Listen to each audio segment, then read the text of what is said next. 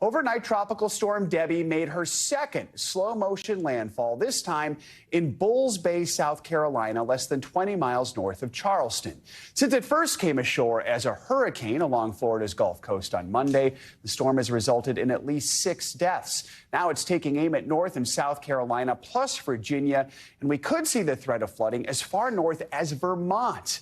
In Bullock County, Georgia, which is about 50 miles northwest of Savannah, you can see here yards were turned into lakes. One local official said that he has never seen anything like this in more than 75 years. The system, which is moving at a crawl, is not only dumping record rain, it's spawning multiple tornadoes, leaving behind a trail of destruction like this in North Carolina.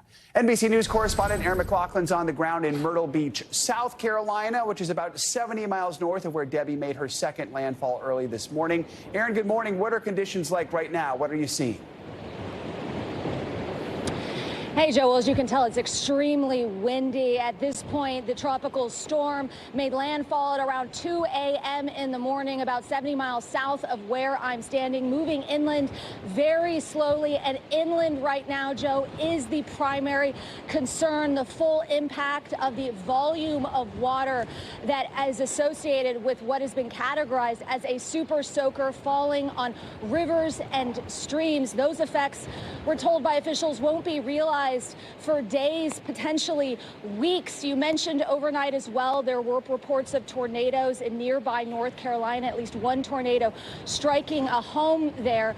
Overall, the governor of South Carolina said that this state has been lucky. No fatalities reported in this state, although we know that 4 people were killed in Florida and 1 person was killed in Georgia when this storm was hurricane strength. We're waiting for those overnight damage assessments, but right now here in Myrtle Beach, folks so far are breathing a sigh of relief. The biggest impact has been really just local flooding along the coast in this coastal town. Joe. You know, Erin, this has been a story all week because Debby is just inching along, moving at about 5 miles an hour. Typically, a storm this size moves between 11 and 12 miles an hour. It also came ashore while it was still dark out. So with all that in mind, what are officials' biggest concerns in the coming hours and days?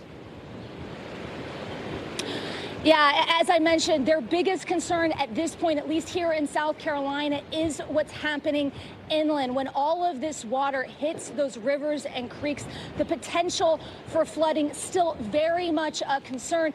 In this coastal community, the impact is economics. You know, tourism is seen as a major lifeline here in South Carolina. It is a billion-dollar industry. I am standing in a coastal town heavily reliant on tourism. I was out in town just yesterday.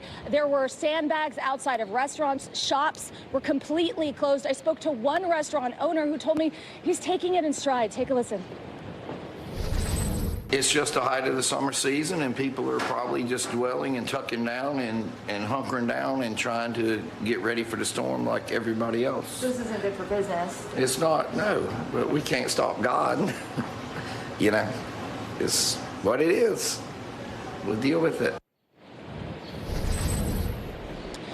And the hope is that once all this passes, they'll be able to open up and it'll be business as usual. Joe. What is the message from officials to people there right now as we're still in the middle of all this? And what are some of the resources that are available to folks? You know, right now, officials are really urging folks to stay out of this weather, to stay home. We saw curfews in place in a number of cities in South Carolina as well as Georgia. Those curfews have been lifted, but they're still urging folks to be cautious.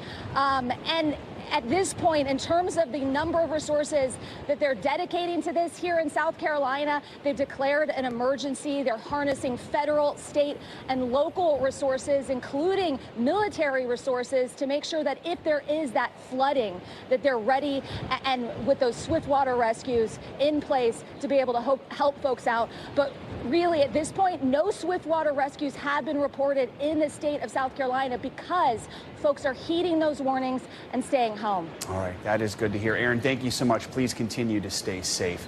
Thanks for watching. Stay updated about breaking news and top stories on the NBC News app or follow us on social media.